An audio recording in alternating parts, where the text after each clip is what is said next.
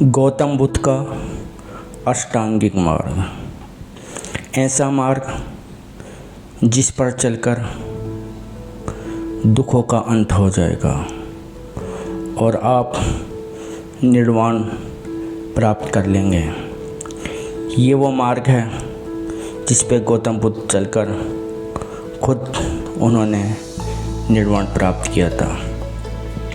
एक गृहस्थ व्यक्ति हो या एक सन्यासी हो, इस मार्ग पर चलकर वो निर्वाण प्राप्त कर सकता है।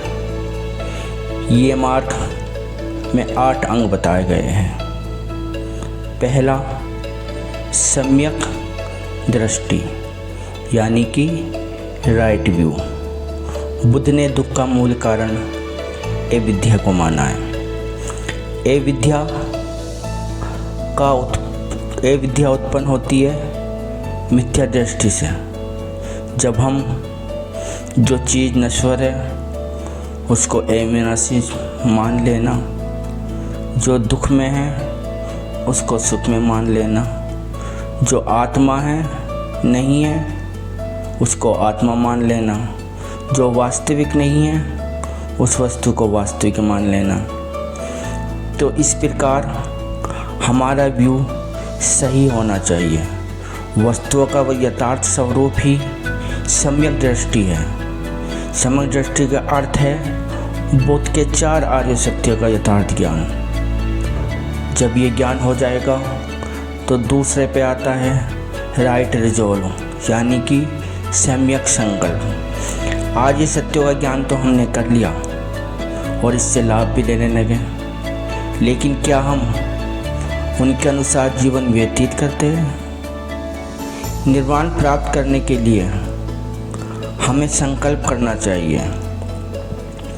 दूसरों के प्रति हिंसा के विचारों को त्याग का, दूसरों के प्रति द्वेष का, इंद्रियों के विषय से अलग रहने का। यानी कि हम कह सकते हैं जो अशुभ है उसे न करने का संकल्प ही सम्यक संकल्प है। इसमें त्याग और परोपकार की भावना शामिल है। जब आप राइट व्यू और राइट रिजॉल्व ये दोनों अंग अपना लेंगे तो तीसरा आएगा सम्यक वाक, राइट स्पीच। यानी कि आप जो बोल रहे हैं, आपकी जो अभिव्यक्ति है वो उचित होनी चाहिए और ये सत्य होनी चाहिए, प्रिय होनी चाहिए। सिर्फ सत्य वचनों से ही सम्यक वाक पर्याप्त नहीं है।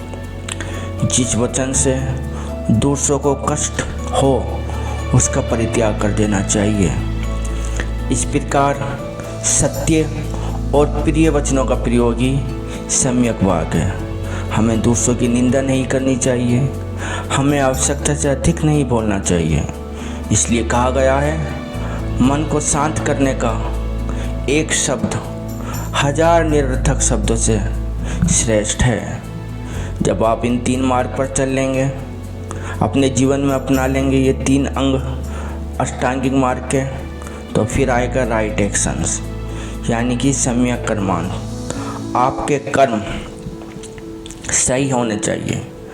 आप सत्य बोल रहे हैं, आप प्रिय बोल रहे हैं, लेकिन अगर आपके कर्म सही नहीं हैं तो फिर इनका क्या फ़ायदा। बुद्ध ने सम्यक कर्मांत के पालन का आदेश दिया है। उन्होंने कहा है कि बुरे कर्मों का परित्याग करना चाहिए।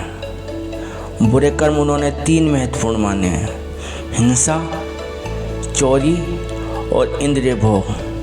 अर्थात दूसरे जीवों को की हिंसा नहीं करनी चाहिए, दूसरे की संपत्ति को नहीं चुराना चाहिए, इंद्रिय सुख का त्याग करना, ये सब सम्यक कर्मांत में आता है। बुद्ध ने गृहस्थ जीवन, भिक्षु जीवन इत्यादि के लिए अलग अलग कर्मों का आदेश दिया है। जब ये 4 अंग हो जाएंगे जीवन में तो 5वां अंग आता है आपकी आजीविका यानी कि राइट लाइवलीहुड, सम्यक आजीविका। आप जो पैसा कमा रहे हैं वो ईमानदारी का होना चाहिए। आपका जीवन निर्वाह नैतिक होना चाहिए। निर्वाण प्राप्ति के लिए सिर्फ कटु वचन, बुरे कर्मों का परित्याग ही नहीं है, बल्कि जीवन निर्वाह के लिए अशुभ मार्ग का भी परित्याग करना होगा। धोखा, रिश्वत, लूट, अत्याचार ये सब अशुभ कार्य है। इनसे जीविका नहीं कमानी चाहिए।